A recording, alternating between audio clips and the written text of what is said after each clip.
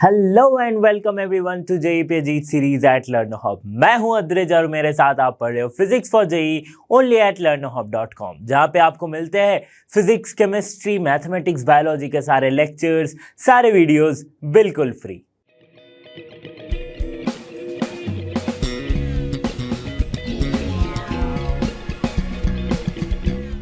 Work, power, energy और work, energy and power, ये chapter हम पढ़ रहे थे। कंसेप्ट एड ऑन हमने कंप्लीट किया है। अब बारी आती है प्रीवियस ईयर क्वेश्चंस की। तो यहाँ पे मैं कुछ प्रीवियस ईयर क्वेश्चंस लेके आया हूँ जिसको हम सॉल्व करेंगे और समझेंगे कि किस टाइप के क्वेश्चंस इस पर्टिकुलर चैप्टर से पूछे जाते हैं इन जेई मेंस और एडवांस।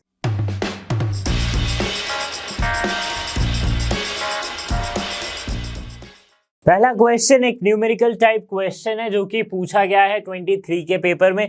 क्या कह रहा है question? A block of mass 10 kg is moving along x axis under the action of force F equals to 5x। मतलब जो फोर्स है ना वो वेरिएबल फोर्स है, F इक्वल्स टू 5x। ठीक है, now the work done by the force in moving the block from x equals to 2 to 4 will be.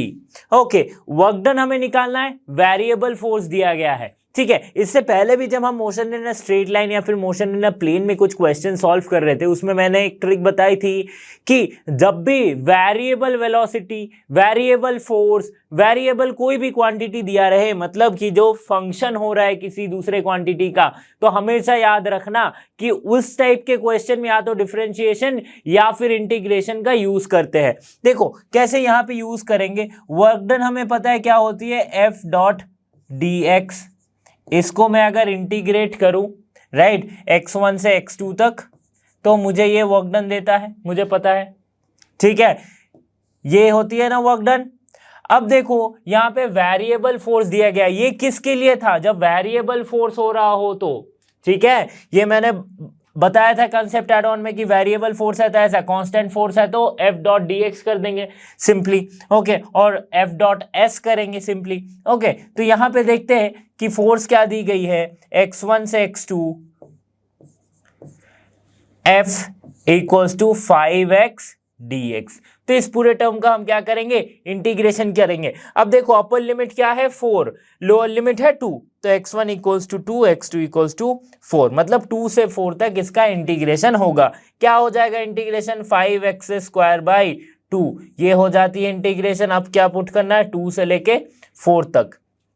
ठीक है, अब अपर लिमिट माइनस लोअर लिमिट करेंगे, दैट इज 5/2 को बाहर लाते हैं। अपर लिमिट क्या हो जाएगी, 4 की स्क्वायर दैट इज 16 माइनस 2 की square that is 4। So we will get 5/2 into 12, so that means 6 and this will 30 joule। Simple सा क्वेश्चन था, 30 joule will be the correct answer. समझ में आ रही है बात कि वेरिएबल फोर्स है या फिर वेरिएबल कोई भी क्वांटिटी रहती है ना, तो उसमें हमें चेक करना होगा कि यार डिफरेंशिएशन होगा या इंटीग्रेशन होगा। तो चलो आगे बढ़ते हैं अब नेक्स्ट क्वेश्चन की तरफ। क्वेश्चन नंबर 2 भी एक न्यूमेरिकल प्रॉब्लम है जो कि पूछा गया अगेन 23 के पेपर में। क्या कह रहा है क्वेश्चन, समझते हैं इसको पहले कि a car accelerate from rest to u metre पर second. Okay, the energy spent in this process is E joule. Okay, now the energy required to accelerate the car from u meter per second to 2u meter per second is n e joule. Find the value of n. बहुत ही simple सा question है। देखो question को समझना है कि एक car है वो जीरो से मतलब रेस्ट से एक्सीलरेट हुई कितने वेलोसिटी तक, u मीटर पर सेकेंड की वेलोसिटी तक। ठीक है, और इसमें जितना एनर्जी लगा, मतलब जीरो से यू वेलोसिटी प्राप्त करने में जितनी एनर्जी लगी वो क्या है, वो E है। ठीक है, अब क्या पूछा जा रहा है क्वेश्चन कि U से जब इसका डबल होता है, मतलब 2u मीटर पर सेकेंड की वेलोसिटी में जब पार्टिकल को या फिर कार को एक्सीलरेट किया जाता है तो उसमें जो एनर्जी लगती है वो है NE। ठीक है, अब n की वैल्यू पूछी गई है कि n क्या होगा। ठीक है, तो देखो कभी भी रेस्ट में थी, रेस्ट से कोई एक वेलोसिटी आई, क्वेश्चन को हमेशा समझना है कि हमें n की वैल्यू मांगी है। n क्या है, कोई एक न्यूमेरिकल वैल्यू होगा या फिर कोई एक नंबर होगा, नंबर टाइम्स द एनर्जी। ठीक है, तो अभी देखो ये एनर्जी क्या है, ये एनर्जी क्या है कि कोई एक पार्टिकल को जीरो से किसी एक वेलोसिटी तक एक्सेलरेट करने में जो एनर्जी लगी वही एनर्जी है। तो उसका मतलब क्या है कि इसमें जो चेंज इन काइनेटिक, अगर कोई पार्टिकल रेस्ट पे है तो उसकी काइनेटिक एनर्जी है जीरो, ठीक है, क्योंकि वेलोसिटी नहीं है। अब जब उस पे u वेलोसिटी है तो जीरो से u वेलोसिटी तक जाने में जो चेंज इन काइनेटिक एनर्जी होगा वो इस एनर्जी के बराबर होगा। समझ में आ रही है बात? मतलब ये एनर्जी को मैं कैसे लिख सकता हूं, E को that is final kinetic energy final minus initial, तो हाफ mu²। सिर्फ इस केस के लिए कर रहा हूं, जब जीरो से u तक जा रही है तब क्या है, तो फाइनल वेलोसिटी क्या मिल रही है, u², u मीटर पर second, so that is half mu² minus initial velocity क्या थी, zero, so half m into zero के square, so this will simply come as half mu²। ठीक है, तो चेंज इन काइनेटिक एनर्जी पहले case में क्या आ गया, E equals to half mu²। Okay, अब दूसरे केस में देखते हैं। दूसरे केस में क्या दिया गया है कि Ne क्या होगा, so final kinetic energy finally क्या हो रहा है, 2u हो रहा है, सो हाफ m इंटू 2u², ठीक है, माइनस इनिशियली क्या था, हाफ m इंटू u²। समझ में आ रही है बात? अब देखो क्या हो रहा है, हाफ m2u² यानी कि 4/2 mu²। समझ में आ रहा? तो ये क्या हो जाएगा, 2mu² minus half mu²। Okay, तो Ne क्या है, that is 2mu² minus half mu²। अब देखो E की वैल्यू हमें पता है, that is half mu², so n into half mu² equals to 2mu² minus 1/2 mu²। ठीक है, अब mu² हर तरफ कैंसिल हो जाएगा, तो इससे हमें क्या मिलेगा, n की वैल्यू मिल जाएगी। तो n क्या हो जाएगी, ये 1/2, 2 जाके इधर मल्टीप्लाई हुआ तो क्या बचा यहाँ पे 4 माइनस 1, सो n क्या आ गया 3, n इक्वल्स टू 3 आ गया। ठीक है, तो n की जो वैल्यू आएगी वो क्या हो जाएगी, 3 हो जाएगी। समझ में आ गई बात? कैसे हमने किया, दो पार्ट में किया। एक रेस्ट से u वेलोसिटी तक जाने में एनर्जी लगी E, तो इसका मतलब चेंज इन काइनेटिक एनर्जी कितना हुआ, हाफ mu²। दूसरा पार्ट में कैसे किया कि u से 2u जाने में जो चेंज इन एनर्जी है दैट इज Ne, और वो किसके बराबर होगा, चेंज इन काइनेटिक एनर्जी के। तो वही हमने दिखा दिया, यहाँ पे क्या आ गया, n की वैल्यू जो आई 3 आ गई। समझ में आ रही है बात? क्वेश्चन नंबर 3 पूछा गया है 23 के पेपर में। क्या कह रहा है question, the ratio of powers of two motors is 3√x by √x plus 1 that are capable of raising 300 kg of water in 5 minutes and 50 kg of water in 2 minutes respectively from a well of 100 meter deep. The value of x will be। देखो बहुत ही simple सा question है। क्या कह रहा है question कि दो मोटर्स दी गई है, दोनों की पावर की रेशियो दी गई है ये, ठीक है, मतलब एक का पावर अगर मैं P1 लिखूं और दूसरे का पावर मैं अगर P2 लिखूं, तो पहले वाला मोटर और दूसरे वाले मोटर के पावर की रेशियो क्या दी गई है, 3√x बाय √x plus 1, ये दी गई है रेशियो। ठीक है, अब पहला वाला मोटर क्या कर सकता है, 300 kg वाटर को 5 मिनट से 100 मीटर 5 मिनट में 100 मीटर डीप वेल से निकाल सकता है। ठीक है, और P2 वाला जो मोटर है, जो दूसरा मोटर है, वो क्या कर सकता है, 50 kg वाटर को 2 मिनट में निकाल सकता है सेम डेप्थ के वेल से। ठीक है, तो दोनों में वर्क डन अलग अलग हो रहा है। ठीक है, अब दोनों के पावर को निकालेंगे, पावर को निकालने के बाद इक्वेट करेंगे और x की वैल्यू निकालेंगे। ठीक है, तो पहले केस में देखो कि वर्क डन क्या हो रही है, work done in first case मतलब वर्क कितना कर रहा है पहला मोटर। ठीक है, सॉरी, हाँ, पहला मोटर वर्क कितना कर रहा है, सो अगर 100 मीटर की हाइट पे लिया जा रहा है। सपोज ये है 100 मीटर का हाइट, यहाँ से ये मोटर काम कर रहा है और ये 100 मीटर हाइट तक 300 केजी वजन को उठा के रखा है, ठीक है, और ये हाइट क्या है 100 मीटर, ठीक है। तो वर्क डन कितना होगा, जितना यहाँ पे पोटेंशियल एनर्जी होगा उतना ही वर्क डन है, तो वो क्या होती है m1gh। m क्या है मास, मास क्या है 300 into acceleration due to gravity दी नहीं है तो 9.8 कंसिडर कर लो, हाइट कितनी है 100। सॉल्व करके देखोगे तो आपको जो W1 आएगा work done by first motor वो क्या आ जाएगा 294,000 जूल, ये आ जाएगा, ठीक है। दूसरे केस में क्या हो रहा है W2, अच्छा इसका पावर अब कैसे निकालेंगे, P1 क्या होता है work done by time taken, तो वर्क डन हो गया इतना 294,000 बाई कितना टाइम लगा इसे जाने में 5 मिनट लग रहा है तो 5 मिनट्स, ओके। इसको सेकंड में चेंज करोगे तो 5 × 60, ठीक है। सॉल्व करके देखोगे क्या आएगा आपका 980 वॉट, ठीक है, और जूल पर सेकेंड वॉट जो भी लिखो। अब देखो ये निकल गया P1, तो पहला केस हो गया डन। दूसरे केस में कैसे निकालेंगे, देखो वर्क डन क्या है, वर्क डन है फिर से m2gh।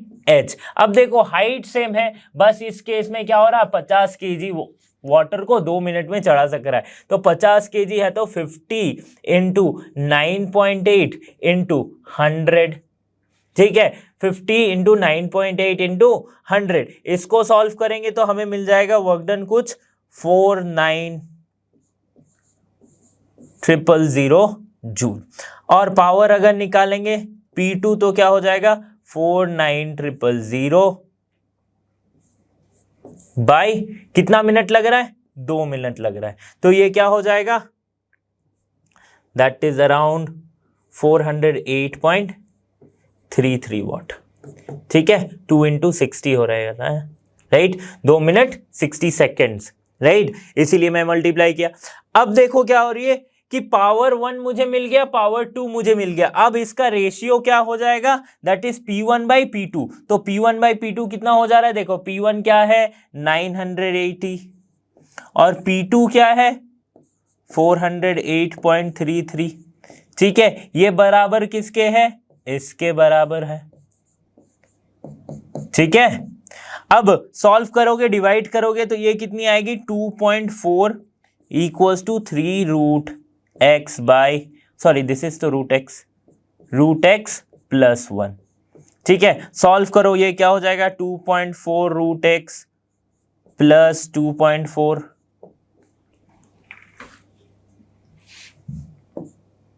है ना, प्लस 2.4 इक्वल्स टू 3√x, ठीक है। अब √x वाले टर्म को एक तरफ ले आते हैं तो ये क्या हो जाएगा 2.4 माइनस, और सॉरी 3 माइनस 2.4 लिखते हैं, इजी होगा, 3√x minus 2.4 √x equals to 2.4, ठीक है। अब 3 माइनस 2 यानी कि 0.6 √x इक्वल्स टू 2.4। आप सॉल्व करके देखोगे तो x की वैल्यू क्या आ जाएगी, यहाँ पे अगर दोनों तरफ मैं स्क्वायर कर देता हूं तो 0.6 की स्क्वायर x इक्वल्स टू 2.4 की स्क्वायर। तो इसको सॉल्व करने के बाद मैं यहाँ पे सॉल्व करके लिखता हूं, x की जो वैल्यू आएगी वो कितनी आएगी, तो x की जो वैल्यू आ जाएगी वो कितनी आ जाएगी 16, ठीक है।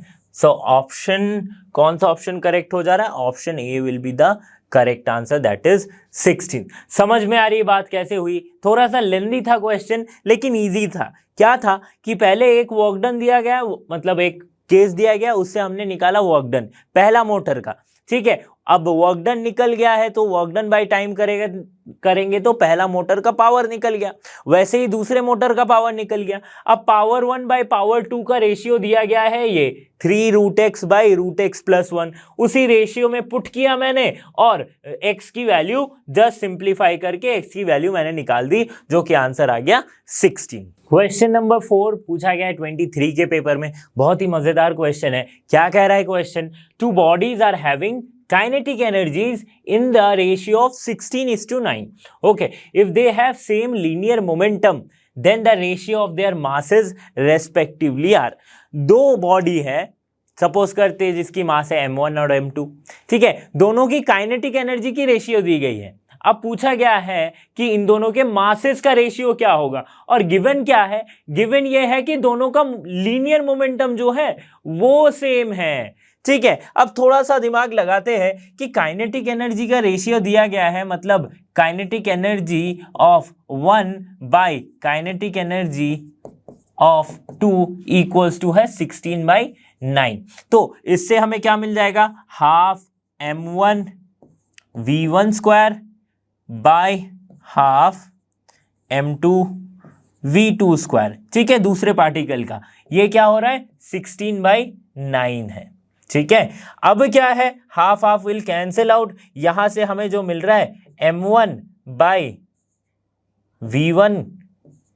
m1 v1 square by m2 v2 square equals to है 16/9. अच्छा, मोमेंटम क्या होती है, momentum p equals to mass into velocity. मतलब दोनों का मोमेंटम अगर सेम है तो मतलब m1 v1 equals to m2 v2 है, जिसे हम p मान लेते हैं. ठीक है, अब v की स्क्वायर को, अगर v की स्क्वायर को तोड़ेंगे तो क्या आएगा, v1 इंटू v1, तभी तो v1 स्क्वायर है. तो इसको अगर मैं सिर्फ लिखूं, that is m1 v1 into v1, वैसे ही m2 v2 इंटू v2.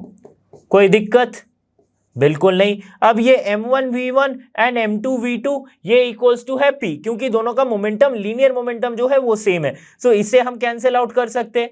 तो इससे हमें क्या मिला, वेलोसिटी का रेशियो आ गया v1 by v2 equals to कितना आ गया, 16/9. ठीक है, तो वेलोसिटी के बीच का रेशियो कितना है, 16/9. अब देखो मोमेंटम क्या होती है, p equals to mv. So v1 को हम लिख सकते हैं कैसे, p बाई m1, राइट. वैसे ही v2 को हम कैसे लिख सकते हैं, p बाई m2. ठीक है, फिर v1 बाई v2 को रेशियो v1 बाई v2 करेंगे तो मुझे क्या मिलेगा, p by m1 by p by m2.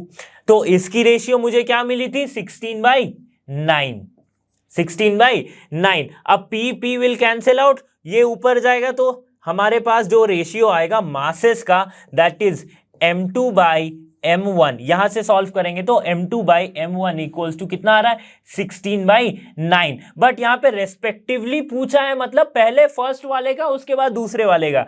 इसका मतलब m1 बाई m2 कितना हो जाएगा, 9/16.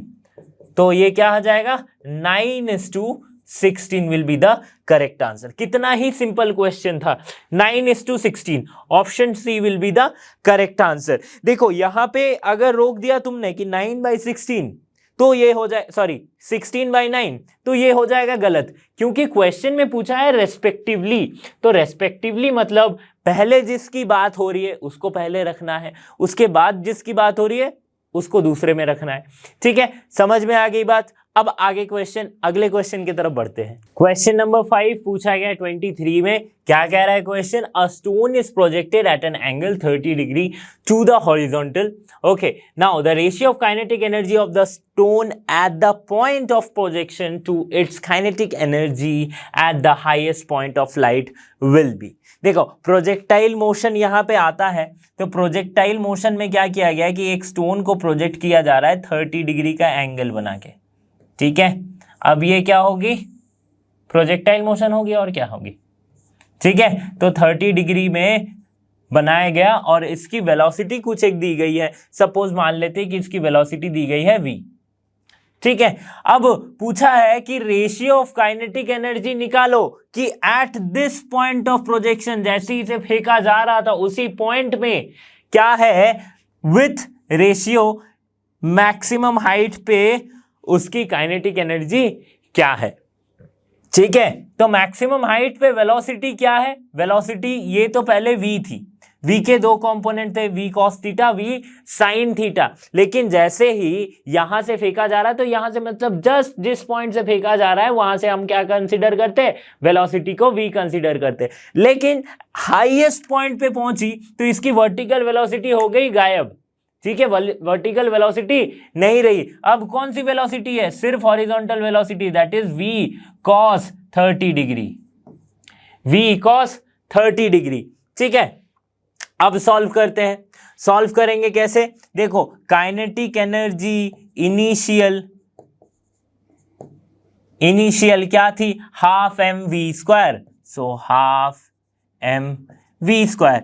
काइनेटिक एनर्जी फाइनल क्या हुई, फाइनल मतलब at maximum height H max पे क्या हुई, हाफ एम वी के जगह पे V square into cos square 30 degree, ठीक है। तो सॉल्व करेंगे तो क्या मिलेगा, half M V square cos 30 की वैल्यू √3/2, √3/2 की स्क्वायर यानी कि 3/4, ये आ गया, ठीक है। अब इन दोनों के बीच का रेशियो निकाल दो, so kinetic energy initial by kinetic energy final, ये रेशियो निकालेंगे तो हमें क्या मिलेगा, half M V square by half M V square into 3/4, ठीक है। Half M V square will cancel out, this 4 will go up, so 4/3 यानी कि 4:3 हो जाएगा काइनेटिक एनर्जी का रेशियो। कौन सा ऑप्शन करेक्ट हो रहा है, 4:3, that is the option D, ठीक है। इतना सिंपल क्वेश्चन पूछा गया था। क्वेश्चन नंबर 6, ये क्या है, एक स्टेटमेंट बेस्ड क्वेश्चन है, इसमें से बताना है कि कौन सा करेक्ट स्टेटमेंट हो रहा है। तो ठीक है, चारों स्टेटमेंट, पांचों स्टेटमेंट को एक बार पढ़ते हैं, ये भी 23 के पेपर में ही पूछा गया है। देखते हैं, पहला स्टेटमेंट क्या है, work done by a man in lifting a bucket out of a well by means of a rope tied to the bucket is negative. मतलब क्या है कि एक आदमी कुएं से रोप की मदद से पानी निकाल रहा है, ठीक है, रोप की मदद से बकेट को बांध के जैसे पानी निकालते गांव वगैरह में वैसे पानी निकाल रहा है। तो इस केस में क्या वर्क डन नेगेटिव होगा, देखो थोड़ा सा सोचते कि अगर मैं सिर्फ रोप की मदद से पानी निकालूं और ये लगा है क्या, बकेट, ठीक है, तो मैं फोर्स किस तरफ लगा रहा हूं, मैं रोप को खींच रहा हूं ऊपर की तरफ, तो फोर्स मेरा किस तरफ लग रहा है, पुलिंग फोर्स है, दैट इज अपवर्ड। और ये बकेट की जो डिस्प्लेसमेंट है ये भी ऊपर की तरफ है, तो दोनों ऊपर की तरफ हुआ, तो ये वर्क डन क्या हो रहा है, पॉजिटिव वर्क डन है, क्योंकि डिस्प्लेसमेंट किसके डायरेक्शन में है, फोर्स के डायरेक्शन में। तो ये ऑप्शन तो इनकरेक्ट हो गया। दूसरा ऑप्शन देखते हैं, दूसरा स्टेटमेंट देखते हैं, sorry, work done by gravitational force in lifting a bucket out of a well by a rope tied to the bucket is negative. अब क्या कह रहा है क्वेश्चन कि ये तो जो आदमी फोर्स लगा रहा था उसकी बात है, लेकिन इस बकेट पे एक ग्रेविटेशनल फोर्स लग रही है mg, ठीक है, नीचे की ओर, लेकिन बकेट का डिस्प्लेसमेंट क्या हो रहा है, ऊपर की तरफ। तो फोर्स, ग्रेविटेशनल फोर्स कौन सा वर्क डन कर रहा है, ग्रेविटेशनल फोर्स नीचे की ओर लग रहा है, लेकिन डिस्प्लेसमेंट है ऊपर की तरफ, मतलब वर्क डन क्या हो जाएगा, negative. So this is the correct statement. अब तीसरा देखते हैं, work done by friction on a body sliding down an incline plane is positive. अगर एक बॉडी इंक्लाइन प्लेन में स्लाइड होके नीचे जा रही है, ठीक है, फ्रिक्शनल फोर्स किस तरफ लगता है, जिस तरफ मोशन है उसके ऑपोजिट, तो फ्रिक्शनल फोर्स लग रहा है इस तरफ, ठीक है, लेकिन डिस्प्लेसमेंट किस तरफ हो रही है ऑब्जेक्ट की, अगर वो स्लाइड करके नीचे जा रही है तो इस तरफ हो रही है, तो फोर्स के ऑपोजिट डिस्प्लेसमेंट यानी कि नेगेटिव, बट यहां पे दिया गया है पॉजिटिव, तो ये हो जाएगा गलत। ओके, अब दूसरा, अब एक और देखते हैं स्टेटमेंट क्या है, work done by an applied force on a body moving on a rough horizontal plane with uniform velocity is 0। मतलब कि एक रफ प्लेन है जिस पे यूनिफॉर्म वेलोसिटी से कोई ऑब्जेक्ट को अगर फोर्स लगाया जा रहा है तो उसकी यूनिफॉर्म वेलोसिटी, उसमें वर्क डन क्या हो रहा है, 0 हो रहा है। ऐसा कहा जा रहा है। लेकिन ऐसा क्या होगा, work done by an applied force, मतलब सपोज मैंने इस तरफ अप्लाई किया फोर्स, ठीक है, अब क्या हो रहा है, on a body moving on a rough horizontal plane, rough कहा है तो फ्रिक्शन लगेगा। अगर फोर्स इस तरफ है, बॉडी की डिस्प्लेसमेंट भी इस तरफ है, लेकिन फ्रिक्शनल फोर्स क्या है, इसे अपोज करेगी, ठीक है, तो ये वर्क डन क्या जीरो होगा इस केस में? नहीं जीरो होगा। क्यों नहीं जीरो होगा? क्योंकि अगर फ्रिक्शन नहीं रहता, अगर फ्रिक्शन नहीं रहता तो हम कह सकते थे कि जिस तरफ फोर्स है उस तरफ क्या है, उस तरफ क्या है, डिस्प्लेसमेंट है, तो ये पॉजिटिव वर्क डन है। लेकिन फ्रिक्शन भी है, फिर भी डिस्प्लेसमेंट हो रही है, राइट, फिर भी डिस्प्लेसमेंट हो रही है, तो यहां पे कोई भी चीज वर्क डन को जीरो करने में काम नहीं कर रहा है। वर्क डन जीरो कब हो सकता है? या तो डिस्प्लेसमेंट ना हो, ठीक है, एफ डॉट डी एक्स होता है ना, F D S cos theta होती है, या तो डिस्प्लेसमेंट ना हो। तो अगर मैं फोर्स कर रहा हूं, डिस्प्लेसमेंट हो रहा है, तभी तो फ्रिक्शन काम में कर रहा है, ठीक है। अगर यूनिफॉर्म वेलोसिटी से मूव कर रही तो डिस्प्लेसमेंट हो रहा है, तो इसमें डिस्प्लेसमेंट है तो वर्क डन जीरो नहीं होगा। दूसरा कौन सा केस हो सकता है वर्क डन जीरो होने का? कि 90 डिग्री में फोर्स अप्लाई किया जाए लेकिन डिस्प्लेसमेंट दिस डायरेक्शन में, मतलब अगर परपेंडिकुलर डायरेक्शन में फोर्स या डिस्प्लेसमेंट हो तो ही वर्क डन जीरो हो सकता है। तो यहां से पे कोई भी केस नहीं है, तो ये भी स्टेटमेंट गलत है। पांचवा स्टेटमेंट देखते हैं, work done by the air resistance on a oscillating pendulum is negative. एक पेंडुलम ऑसिलेट कर रही है, एक पेंडुलम ऑसिलेट कर रही है, सपोज ये पेंडुलम है, ये ऑसिलेट कर रही है, कभी इधर जा रही है कभी इधर जा रही है, ठीक है, तो इस तरफ इसका डिस्प्लेसमेंट, इसका अच्छा डिस्प्लेसमेंट का डायरेक्शन किस तरफ है? Mean towards the mean position की तरफ इसका डिस्प्लेसमेंट हो रहा है, ठीक है। एक बार ये एक्सट्रीम पॉइंट पे आती है, फिर वापस जाती है मीन पोजीशन पे, फिर एक्सट्रीम पॉइंट पे आती है, फिर वापस जाती है मीन पोजीशन पे। तो एयर रेजिस्टेंस क्या कहता है? एयर रेजिस्टेंस मतलब एक फ्रिक्शन जैसा ही है कि मोशन जिस तरफ होगा उसके ऑपोजिट ये काम करेगा, ठीक है। तो अगर इस तरफ ये जा रही है तो एयर रेजिस्टेंस इस तरफ काम करेगा, बट एयर रेजिस्टेंस के अगेंस्ट में डिस्प्लेसमेंट हो रहा है, तो एयर रेजिस्टेंस जो फोर्स अप्लाई कर रहा है उसके अगेंस्ट डिस्प्लेसमेंट हो रहा है। इसका मतलब कि एयर रेजिस्टेंस के फोर्स के जो वर्क डन वो क्रिएट कर रहा है that is negative, and this will be the correct answer, ठीक है। तो इन पांचों स्टेटमेंट में D and E R the only correct statement. एक और इंटरेस्टिंग सा क्वेश्चन है, क्वेश्चन 7 जो पूछा गया है 22 के पेपर में। क्या कह रहा है question? A bullet of mass 200 gram having initial kinetic energy of 90 joule is shot inside a long swimming pool as shown in this figure. Okay, if its kinetic energy reduces to 40 joule within 1 second, the minimum length of the pool the bullet has to travel so it completely comes into rest.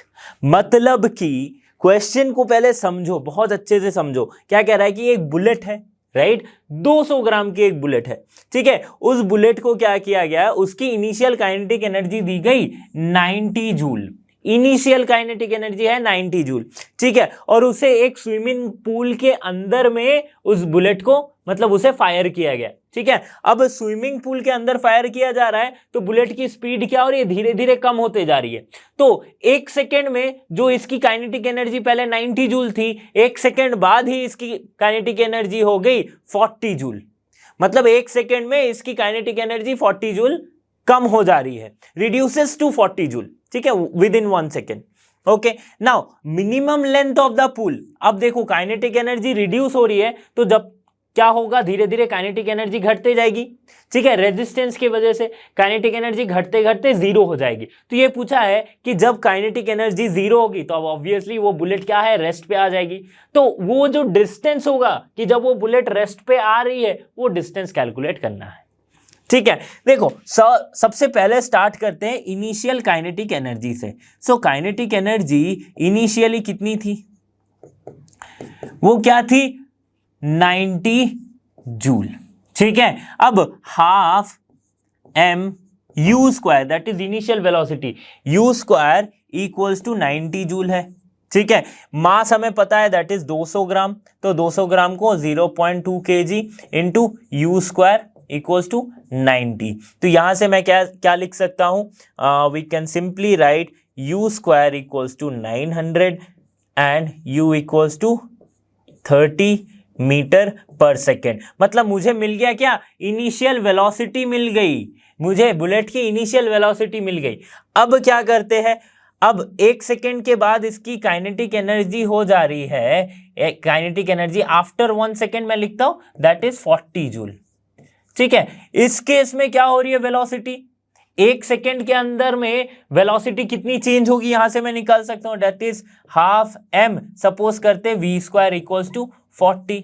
ठीक है, फिर वही 0.2 into V square equals to 40, solve करके देखोगे क्या आ जाएगा, 2 this is 400 and V square 400, तो v हो जाएगा 20 मीटर पर सेकेंड।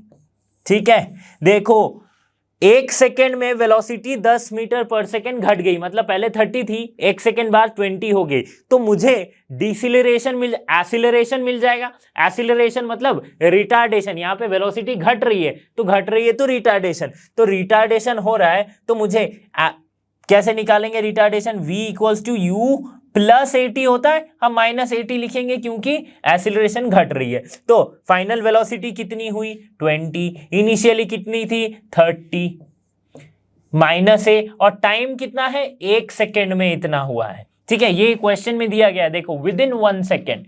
ओके, अब हम निकालेंगे, इसको सॉल्व करते हैं। So a equals to 30 minus 20 equals to 10 metre पर सेकेंड स्क्वायर, मतलब 10 मीटर पर सेकेंड स्क्वायर इसकी डिसिलरेशन है। समझ में आ रही है बात समझ में आ गई। अब क्या करते हैं, अब हम आगे बढ़ते हैं। ठीक है, अब आगे बढ़ते हैं, कैसे निकालेंगे, अब हमें निकालनी क्या है, डिस्टेंस निकालनी है कि कितने डिस्टेंस के बाद जाके ये रुक जाएगी। तो डिस्टेंस चाहिए तो हम काइनेमेटिक वाला इक्वेशन यूज करेंगे, that is v square minus u square equals to 2as। So 2 यहां पे क्या है, नेगेटिव है, सॉरी a क्या है, नेगेटिव है, सो सिंपली हम लिख सकते हैं 2 minus a into a s। ठीक है, ये हो गई। अब फाइनल वेलोसिटी क्या होगी, ये देखो, ये v डैश में लिख देता हूं, ठीक है, कंफ्यूजन ना हो, v डैश लिख देता हूं। ये क्या है v डैश, ये v डैश कौन सी वाली वेलोसिटी है, ये इसकी एकदम फाइनल वेलोसिटी है, मतलब जब ये रुक जा रही है तो एकदम फाइनल वेलोसिटी तो 0 है। So minus U square equals to minus 2as, minus minus will cancel out, यहां से क्या मिल जाएगा u स्क्वायर। अब इनिशियल वेलोसिटी क्या थी 30 मीटर पर सेकेंड। ठीक है, 30 की square equals to 2 into A कितना आया 10 इंटू डिस्टेंस हमें निकालनी है। So s equals to 30 into 30 by 20। ठीक है, so this will be 90 by 2 यानी कि 45 मीटर। मतलब मिनिमम लेंथ होनी चाहिए इस स्विमिंग पूल की 45 मीटर। अगर उस बुलेट को फायर किया गया तो 45 मीटर लेंथ ट्रैवल करने के बाद जाके ये स्टॉप हो जाएगी, रुक जाएगी। समझ में आ गई बात, कैसे स्टेप बाय स्टेप हमने क्वेश्चन को सॉल्व किया है। कौन सा ऑप्शन करेक्ट हो जा रहा है, देखो 45 metre will be the correct answer. Question number 8 पूछा गया है 22 के पेपर में। क्या कह रहा है question, sand is being dropped from a stationary dropper at a rate of 0.5 kg per second on a conveyor belt moving with a velocity of 5 meter per second. Okay, the power needed to keep the belt moving with the same velocity is, मतलब एक conveyor belt है। Conveyor belt आपने देखा होगा कि ऐसे इस type की बेल्ट बनी रहती है, ठीक है, एक प्लेटफॉर्म जैसा, जैसे कि आपका ट्रेडमिल होता है ना, कुछ उसी तरह से रहता है, राइट, जैसा ट्रेडमिल होता है उसी तरह से। अब ये क्या है, घूमते रहती है, रोटेट होती रहती है, राइट। जो पुराने दिनों में आटा चक्की वगैरह जहां पे पिसवाते थे, गेहूं वगैरह पिसते थे, तो वहां पे ये कन्वेयर बेल्ट आपको देखने को मिलता होगा। ठीक है, तो इसमें क्या होती है, सैंड गिराया जा रहा है, रेत गिराई जा रही है। अब वो रेत गिराने की क्या दी गई है, जो अमाउंट है, जो रेट दी गई है, वो क्या दी गई है 0.5 kg पर सेकेंड। 1 सेकेंड में 0.5 kg रेत गिराई जा रही है। ठीक है, अब क्या कहा जा रहा है कि पावर, अच्छा वेलोसिटी दी गई है, कन्वेयर बेल्ट मूव कर रहा है कितने वेलोसिटी से, 5 मीटर पर सेकेंड की वेलोसिटी से। अब कितना पावर चाहिए ताकि ये सेम वेलोसिटी से मूव करता रहे। ठीक है, देखते हैं इस क्वेश्चन को सॉल्व करते हैं। पहले तो देखो ये 0.5 kg पर सेकेंड क्या दी गई है, रेट ऑफ सैंड दी गई है, मतलब ड्रॉपिंग द सैंड, मतलब कितना मास ड्रॉप किया जा रहा है उसको हम कैसे लिख सकते हैं, dmdt। dmdt यानी rate of dropping the mass m with respect to time. ठीक है, यही तो रेट होती है। तो ये दी गई है 0.5 इतना दिया गया है। अच्छा, अब फोर्स और इसमें कोई रिलेशन है क्या, देखते हैं। फोर्स क्या होती है, मास इनटू वेलोसिटी। ठीक है, और mass into acceleration, sorry not velocity, mass into acceleration. अब एक्सीलरेशन क्या होती है, velocity by time, velocity by time. So mv/t ये लिख सकते हैं, mv/t लिख सकते हैं। इसका मतलब dmdt यहां पे है तो ये भी कुछ उसी वाला टर्म के जैसा है। तो फोर्स को मैं लिख सकता हूं F equals to velocity into dmdt। ठीक है, अब देखो वेलोसिटी कितनी दी गई है, वेलोसिटी है 5 मीटर पर सेकेंड। ठीक है, इंटू dmdt है 0.5। ठीक है, 0.5 यानी कि 5 इंटू kg पर सेकेंड है, तो 0.5 यानी कि 5/10। ठीक है, so this will simply come 2 and 2.5 Newton का हमारा फोर्स आ गया, 2.5 न्यूटन का हमारा फोर्स आ गया। अब पावर क्या होती है, फोर्स इंटू वेलोसिटी। ठीक है, तो पावर अगर फोर्स इंटू वेलोसिटी है तो इसका मतलब 2.5 into 5 that is 12.5 what, 12.5 what. Option D will be the correct answer. कितना सिंपल था ये, है ना। बस एक चीज दिमाग में रखनी थी, वो dmdt वाली कंसेप्ट। ठीक है, देखो अगर dmdt वाली कंसेप्ट आपको समझ नहीं आए ना तो यूनिट से समझो। kg पर सेकेंड है, मतलब kg के नीचे सेकेंड, तो ऊपर मास और नीचे क्या होना चाहिए, time, that is dmdt which is given as 0.5। Unit का खेल अगर समझ गए तो आधा क्वेश्चन आप ऐसे ही बिना पेन लगाए सॉल्व कर सकते हो। क्वेश्चन नंबर 9 पूछा गया है मेंस के 2022 के पेपर में। ठीक है, क्या कह रहा है question, a bag of mass 9.8 kg suspended by a rope, okay, a bullet of 200 gram travelling with speed 10 metre पर second gets embedded in it, right, then loss of kinetic energy will be. ठीक है, loss of kinetic energy पूछा है, तो loss of kinetic energy क्या होता है, change in kinetic energy, that is kinetic energy final minus initial kinetic energy करेंगे तो जो डिफरेंस आएगा वही लॉस है।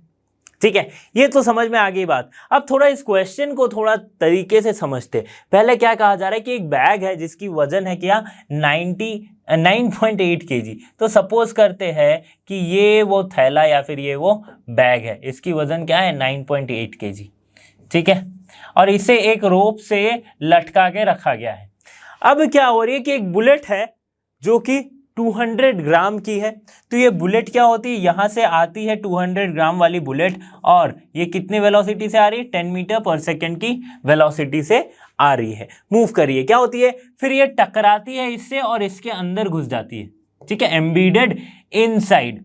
अब ऑब्वियसली कि एक थोड़ी सी अगर टक्कर होगी एक बैग में तो ये बैग भी थोड़ा मूव करेगा, है ना। अगर मैं इस पेन को थोड़ा सा ऐसे पुश करूं तो ये क्या होगा, आगे की तरफ जाएगा। वैसे ही बुलेट भी अगर इसके अंदर गई तो थोड़ा सा ये मूव करेगा, कॉमन सेंस यही कहता है।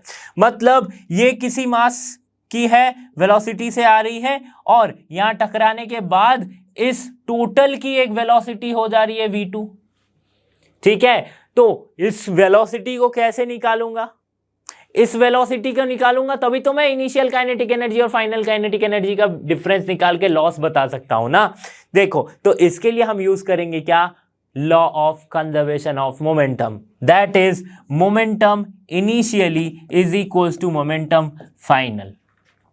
ठीक है, मोमेंटम क्या है, कंजर्व रहती है। तो इनिशियल मोमेंटम क्या थी, m1v1, मतलब mass of bullet that is 200 ग्राम यानी कि 0.2 kg, m into v, v1 क्या है, वेलोसिटी दैट इज 10 मीटर पर सेकेंड, इक्वल्स टू अभी कितनी मास है, देखो 9.8, तो इस थैले की, इस बैग की मास है सैंड की। अब इसमें 200 ग्राम की बुलेट भी आ गई है, तो टोटल मास क्या हो गया, 9.8 प्लस 0.2 यानी कि 10 kg की मास हो गई।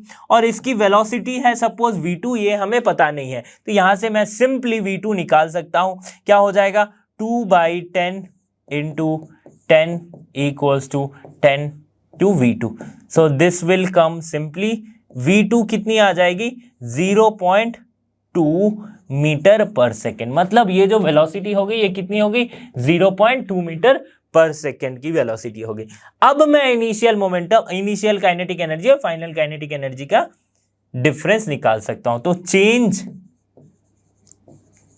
इन काइनेटिक एनर्जी, यही तो लॉस है, ठीक है, ये क्या हो जाएगा, फाइनल माइनस इनिशियल, ठीक है। फाइनल में क्या वेलोसिटी है, 0.2, इस पूरे की वेलोसिटी 0.2, सो half m 0.2 square minus half m कितना, 10 का स्क्वायर, ठीक है। तो यहां पे मास क्या थी फाइनल में हो गई 10 kg, सो इंटू 10 इंटू 0.2 का स्क्वायर माइनस 1/2 इंटू पहले कितनी थी मास, तो सिर्फ इसकी मास थी दैट इज 0.2 इंटू 10 का स्क्वायर, ठीक है। तो ये सिंपली क्या आ जाएगा, देखो यहां से बहुत ही सिंपली इसको सॉल्व करेंगे, that is 1/2 into 10 and this is 0.2 यानी कि 2/10 इंटू 2/10, ठीक है। तो 10 will cancel out, 2 will cancel out, ठीक है, माइनस 1/2 इंटू 2/10 इंटू 10 इंटू 10, ठीक है। तो एक 10 कैंसिल आउट हो जा रहा है, यहां से क्या बच रहा है, 2 सो दिस विल कम, यहां पे क्या आ जाएगा, 2/10 माइनस यहां पे क्या आ जा रहा है, 10, 1 और ये सिंपली आ रहा है 10, ठीक है। सो 10 माइनस 2 दैट इज 8, तो ये क्या आ जाएगा, change loss in kinetic energy जो हो जाएगी वो क्या आ जाएगी, 0.8, क्या sorry not 0.8, loss in kinetic energy जो होगी वो हो जाएगी 9.8 जूल, ठीक है। क्या हो जाएगी, 9.8 joule will be the correct answer. Question number 10 पूछा गया है 22 के मेंस के पेपर में, क्या कह रहा है, in the given figure the block of mass m is drop from a point A, okay, the expression for kinetic energy of the block when it reaches the point B is. बहुत ही simple सा question है, एक block को A height से, sorry A point जो कि है ground से Y हाइट पे, वहां से फेंका गया। अब जब B पॉइंट पे पहुंच रही है तो उसकी काइनेटिक एनर्जी का एक्सप्रेशन लिखो। तो यहां पे क्या थी, जब उसे फेंका नहीं गया था तो उस समय क्या थी, पोटेंशियल एनर्जी। अब जैसे ही फेंका गया तो वो पोटेंशियल एनर्जी धीरे धीरे कन्वर्ट हो रही है किसमें, काइनेटिक एनर्जी में, ठीक है। तो यहां पे आने के बाद क्या होगा कि यहां पे जितना पोटेंशियल एनर्जी का लॉस हुआ उतना ही काइनेटिक एनर्जी यहां पे होगा, राइट। तो loss of potential energy equals to gain in kinetic energy. बहुत सिंपल सी बात है। तो क्या है लॉस, पहले क्या थी पोटेंशियल एनर्जी, यहां पे लॉस कैसे हो गया, mgh होती है, तो h क्या है, y है, पहले यहां थी mgy, यहां पे क्या हो गई, ये हाइट क्या है ग्राउंड से, अगर ये y है, ये पूरा y है, ये y0 है, तो this is y minus y0। सो हम सिंपली लिख सकते हैं mgy, जी तो मैंने छोड़ दिया, चलो लिखते हैं mgy minus y0 equals to आ गई काइनेटिक एनर्जी। सॉल्व करो, mgy minus mgy plus mgy0, equals to kinetic energy. So ये हो जाएगा कैंसिल। सिंपली काइनेटिक एनर्जी की जो एक्सप्रेशन आएगी वो क्या आएगी, mg/y0। बहुत ही सिंपल और सटीक। mg/y0 है ना, हाँ ये रहा। Option D will be the correct answer. देखो इतना सिंपल सा पूछ लिया है 22 में, मेंस के पेपर में 4 नंबर इजीली। ठीक है, आगे बढ़ते हैं। क्वेश्चन नंबर 11 मेंस के 22 का। Again a particle experiences a variable force. देखो वेरिएबल फोर्स आ गया, मतलब या तो डिफरेंशिएशन इंटीग्रेशन में से कुछ एक होने वाला है। समझते हैं, in a horizontal XY plane. ठीक है, फोर्स कितना है, F equals to 4xi cap plus 3y² j cap. Okay, assume the distances in meter and force in Newton. Okay, if the particle moves from the point 1 to 2.23 in XY plane, the kinetic energy changes by कितने से kinetic energy change होगा। तो kinetic energy का change होना मतलब work done निकालना है, right. Work done जो होगा वही काइनेटिक एनर्जी का चेंज होगा। ठीक है, तो वर्क डन कैसे निकालेंगे, वर्क डन कैसे निकालते हैं भैया, वेरिएबल फोर्स के साथ F डॉट ds करके, है ना, F डॉट ds करके। ठीक है, अब देखो फोर्स दिया गया है कहां से कहां तक, फोर्स की जो दी गई है that is 4xi cap plus 3y² j cap, ये दिया गया है। ठीक है, और डिस्प्लेसमेंट क्या होती है, डिस्प्लेसमेंट को कैसे लिख सकते हैं, i cap plus j cap, यही तो होगा ना, i cap plus j cap, यानी कि dxi cap dy j cap, simply dxi cap plus dy j cap. ठीक है, i कैप का i कैप के साथ करो, यानी कि सिंपल बचा 4x dx plus 3y² dy। ठीक है, वर्क डन निकाल रहे। अच्छा लिमिट कैसे डालेंगे, अब लिमिट क्या हो जाएगी, देखो पॉइंट क्या दिया गया है 1,2 एंड ऑर्डर्ड पेयर 2,3। ठीक है, तो ये हो गया x1, ये y1, ये x2, ये y2। ठीक है, तो x वाले टर्म को x1 से x2 तक करो, मतलब लोअर लिमिट 1 से अपर लिमिट 2 तक, y1 से y2 यानी कि 2 से लेके 3 तक। बहुत सिंपल सी बात है, अब कुछ नहीं करना है, इंटीग्रेट करना है। 4x का इंटीग्रेशन क्या हो जाएगा, 4x² बाई 2, 1 से 2 तक। सो दिस इज 2 प्लस क्या आ रहा है यहां पे 3y² यानी कि 3 into 2 that is y³ by कितना 3, ये किससे कहा 3, 2 से 3 तक। ठीक है, इस तरफ सॉल्व करता हूं, तो 2x² क्या आ जाएगा 2x², मतलब x के जगह एक बार upper limit minus lower limit, upper limit की पुट किया तो 4, 4 - 1 आ गया 3, सो 2 into 3।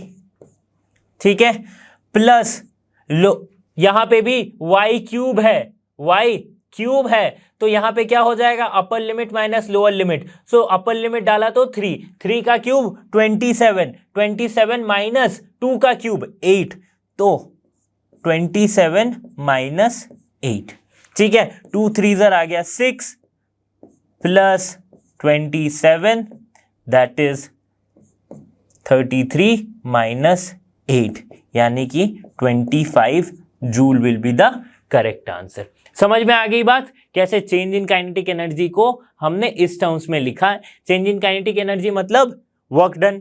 ठीक है, और उसको इंटीग्रेट करके हमने लाया 25 जूल। कौन सा ऑप्शन करेक्ट है ही नहीं क्या, नहीं है तो ये option C 25.0, yes 25 joule is the correct answer. Question number 12 पूछा गया 21 के पेपर में, मेंस के। क्या कह रहा है question, a body of mass m drop from a height h reaches the ground with a speed of 0.8 root under gh। Okay, the value of work done by the air friction is, air friction से कितना work done किया गया वो पूछा गया है। Okay, देखते हैं। अब एयर फ्रिक्शन का वर्क डन मतलब ऊपर से कोई एक ऑब्जेक्ट को, एक मास है m को, उसे ड्रॉप किया गया, ठीक है। एयर फ्रिक्शन कितना काम कर रहा है, एयर फ्रिक्शन किस तरफ लग रहा है, इस तरफ, राइट। ऊपर अगर आ रहा है फ्रिक्शन ऑपोजिट में, ठीक है। नीचे क्या काम कर रहा है, mg काम कर रहा है, ठीक है। नीचे क्या काम कर रहा है, mg काम कर रही है, ठीक है। अब क्या हो रही है इसमें, काइनेटिक एनर्जी में भी चेंज आ रही है कुछ, ठीक है।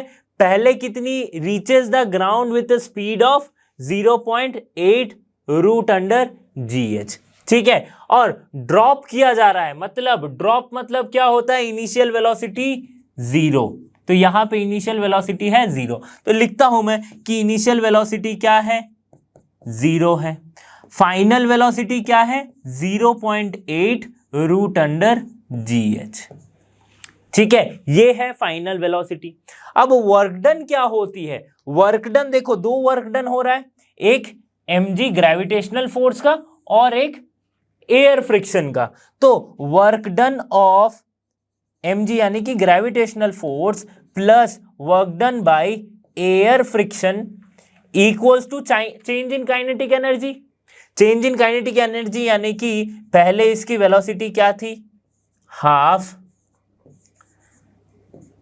m final minus initial, right. So final क्या है, हाफ m vf, vf क्या है 0.8 इंटू रूट gh का स्क्वायर माइनस इनिशियल यानी कि half m v square that is 0 का स्क्वायर, ठीक है। सॉल्व करके देखते हैं, सॉल्व करके देखते हैं कैसे सॉल्व करेंगे। देखो हाफ m 0.8 का स्क्वायर इंटू gh। अब देखो वर्क डन बाई mg क्या है, mg के क्या वर्क डन हो रहा है, mg क्या है, जो फोर्स उसे नीचे की ओर खींच रही है वो क्या है, पोटेंशियल एनर्जी के बराबर, that is m into g into h, okay. Mass height, तो ये वर्क डन बाई mg क्या है, mgh है, ठीक है। प्लस हमें इसकी वर्क डन निकालनी है, w एयर, ठीक है, इक्वल्स टू कितना आ गया 0.8 स्क्वायर। अब देखो w एयर इक्वल्स टू क्या हो जाएगा, हाफ m इंटू 0.8 की स्क्वायर लिखते हैं इसको पहले तो, 0.8 यानी कि 0.64, ठीक है, बाई 2 mgh, ठीक है, माइनस mgh, ठीक है, माइनस mgh आ गया, ठीक है, क्योंकि ये mgh को मैं उस तरफ ले गया हूं, ठीक है। 8 की स्क्वायर 64, तो 0.8 0.64, ठीक है। अब सॉल्व करके देखो, mgh कॉमन लेके तो यहां पे आ जाएगा 2 minus 1, so this will B 2 minus 0.32 हो जाएगा, एक 0.32 माइनस 1 इक्वल्स टू आ जा रहा है mgh, ये क्या आ जाएगा 0.68 mgh, ठीक है। क्या आ गया, w air, work done by air friction 0.68 mgh, okay. और क्या है, ओके सॉरी, ये तो माइनस साइन आएगा यहाँ पे, है ना, क्योंकि 1 तो बड़ा है, so this will be minus sign, so minus 0.68 mgh will be the correct answer. Question number 13 पूछा गया है 2020 के पेपर में। क्या कह रहा है question, a block moving horizontally on a smooth surface with a speed of 40 metre per second splits into two parts with masses in the ratio 1:2. If the smaller part moves at 60 meter per second in the same direction, the fractional change in kinetic energy will be. देखो question क्या कह रहा है कि एक मास है जो कुछ देर मूव करने के बाद दो पार्ट में डिवाइड हो जा रही है, मतलब एक ये मास है कुछ देर हॉरिजॉन्टल एक सरफेस, स्मूथ सरफेस पे मूव करने के बाद, पहले मूव करी थी कितने 40 मीटर पर सेकेंड से, कुछ देर मूव करने के बाद दो भागों में डिवाइड हो जा रही है। अब ये जो दो भाग है इनके मासेस का रेशियो दिया गया है 1:2, मतलब एक बड़ा एक छोटा, एक बड़ा जो है उसका आधा है, 1:2 मतलब 1/2, ठीक है। तो क्या कह रहा है कि जो छोटा वाला मास है वो 60 मीटर पर सेकेंड से मूव कर रहा है, ठीक है। अब इस टोटल जो ये पूरे सिस्टम है इसमें जो fractional change in kinetic energy है वो कितनी होगी, तो fractional change in kinetic energy क्या होती है, delta that is change in kinetic energy bye original kinetic energy, total kinetic energy जो भी थी। ठीक है, समझ में आ रही बात। अब देखो अब क्या हो रहा है, हमें यहां से क्या पता चलेगा, अगर मैं law of conservation of masses निकालूं या फिर मोमेंटम निकालूं, तो पहले इसकी मोमेंटम क्या थी, mv।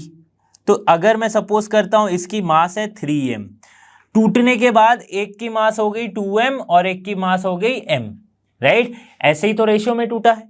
ठीक है, ये मूव कर रही थी वेलोसिटी v1 से, ये v2 से, ये v3 से, तो v3 और v1 पता है, v2 हमें निकालना है। ठीक है, तो कैसे निकाल सकते हैं, simply mv1 3mv1 equals to 2mv2 plus mv3। ठीक है, conservation of mass, right, conservation of momentum, पहले जितना मोमेंटम बाद में उतना ही मोमेंटम होगा। ठीक है, यहां से सॉल्व करेंगे तो m will cancel out, so 3v1 equals to 2v2 plus v3। So v2 कैसे हो जाएगा, v2 equals to 3v1 minus v3 bye 2।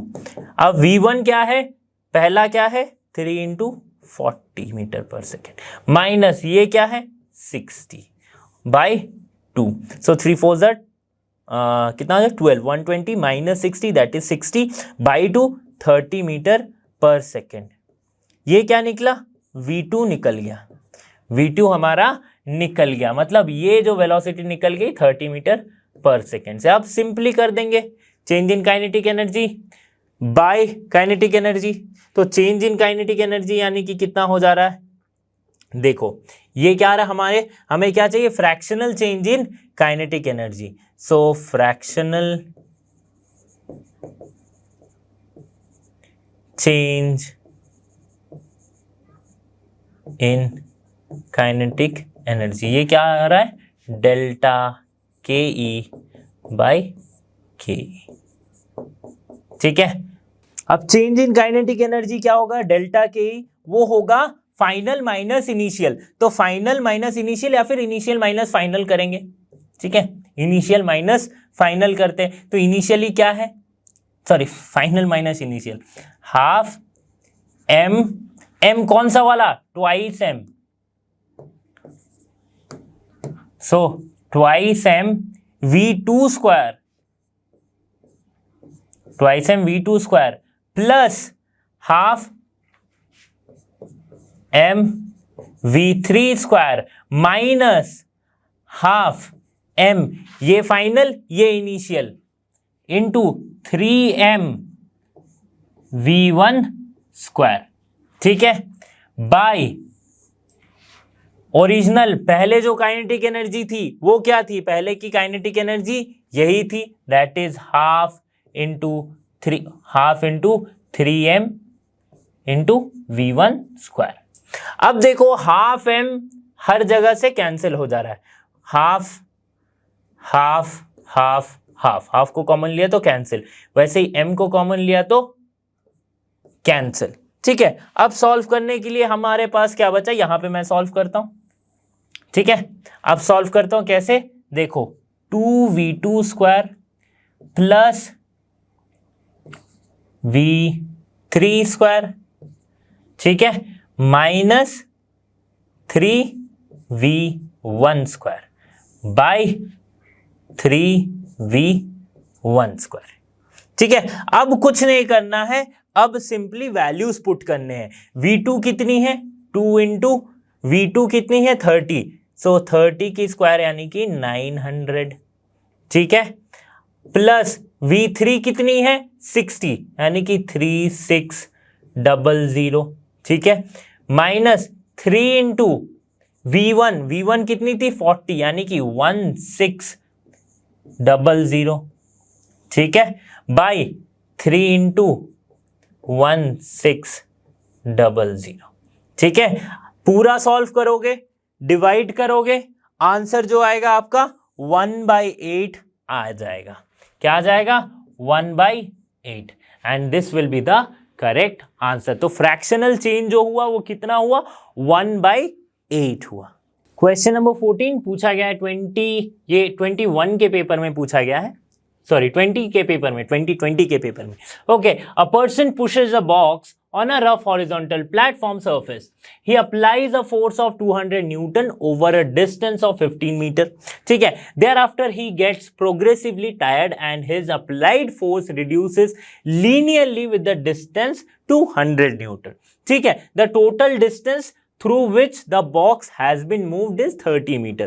What is the work done by the person during this total movement? देखो ऐसे हम अगर इसको देख के कुछ अब सोच सकते हैं, जैसे एक ग्राफ जैसा बना सकते हैं तो बहुत ही इजी हो जाएगी। देखो फोर्स वर्सेस डिस्प्लेसमेंट या फिर फोर्स वर्सेस डिस्टेंस का अगर ग्राफ मैं बनाऊं, इस केस के लिए क्या हो रहा है, अगर इस तरफ मैं फोर्स रख रहा हूं, इस तरफ मैं डिस्टेंस रख रहा हूं x, ठीक है।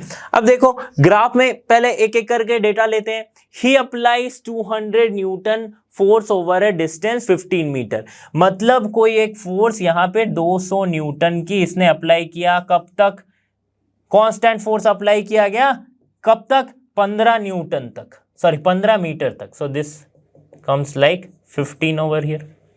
ओके, फिर क्या होता है, वो टायर हो जाता है और उसकी फोर्स जो है वो लीनियरली रिड्यूस हो जाती है टू 100 न्यूटन, मतलब ये 100 न्यूटन तक लीनियरली ये रिड्यूस हो गई। ठीक है, ठीक है, लीनियरली रिड्यूस हो गई।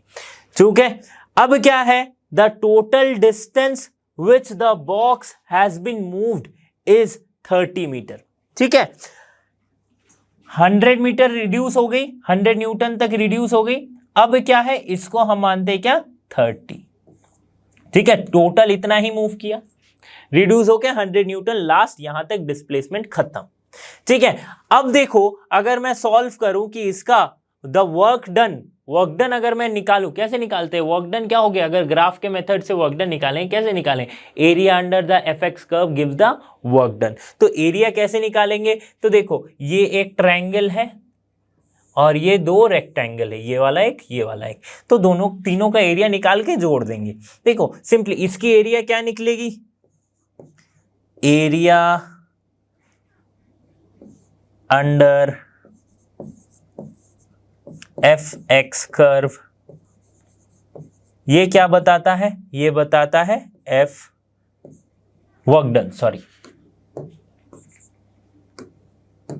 क्या बताता है, वर्क डन। तो अगर मैं एरिया निकालना चाहूं तो पहले तो ये रेक्टेंगल, इसकी एरिया लेंथ इंटू ब्रेथ, मतलब 200 इंटू 15, तो पहला क्या आ जाएगा, 200 इंटू 15 हो गया। ठीक है, प्लस ये वाले ट्रायंगल की क्या हो जाएगी, half base into height, this is base 15 और ये क्या है, height 100, so half into base कितना है 15 इंटू हाइट कितनी है यहां से यहां तक, दैट इज 100। ठीक है, प्लस ये वाले रेक्टेंगल की एरिया, ये वाला रेक्टेंगल क्या है, देखो लेंथ इंटू ब्रेथ, ब्रेथ है 15, लेंथ है 100, सो 100 इंटू 15।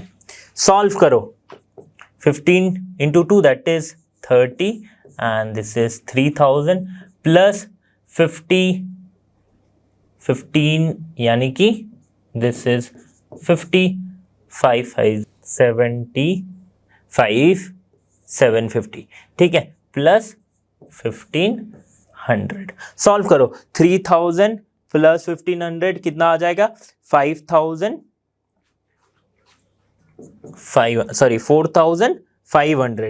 सो 4500 प्लस 750 यानी कि 4500 प्लस 750, ये कितना आ जाएगा, 5250। कौन सा ऑप्शन करेक्ट हो रहा है, option 3 is the correct answer, 5250 joule. Area हमने निकाल लिया एफएक्स कर्व का। समझ में आ गई बात। क्वेश्चन नंबर 15 पूछा गया है 2020 के पेपर में। क्या कह रहा है क्वेश्चन, समझते हैं। A particle is moving unidirectionally on a horizontal plane under the action of constant power supplying energy source. The displacement time graph is given, और इन बताना है कि कौन सा डिस्प्लेसमेंट टाइम ग्राफ इस मोशन को शो करता है। तो एक पार्टिकल है जो कि यूनिडायरेक्शनली किसी हॉरिजॉन्टल सरफेस पे मूव कर रही है, किसके वजह से? पावर सप्लाइंग एनर्जी सोर्स के वजह से। ठीक है, पावर क्या होती है? Work done by time taken. Work done यानी कि kinetic energy by time taken. ठीक है, सिंपली वर्क डन मतलब काइनेटिक एनर्जी। अब देखो power into time equals to हो जाता है क्या? Half M V square. यहां से हमें क्या पता चल रहा है? जो वी स्क्वायर है वो डायरेक्टली प्रोपोर्शनल है टी के, मतलब वी जो है वो डायरेक्टली प्रोपोर्शनल है किसके? रूट अंडर टी के। ठीक है, वी क्या होती है? वी को हम एस बाई टी लिख सकते हैं जो कि प्रोपोर्शनल है रूट अंडर टी के। तो एस किसके प्रोपोर्शनल होगा? T to the power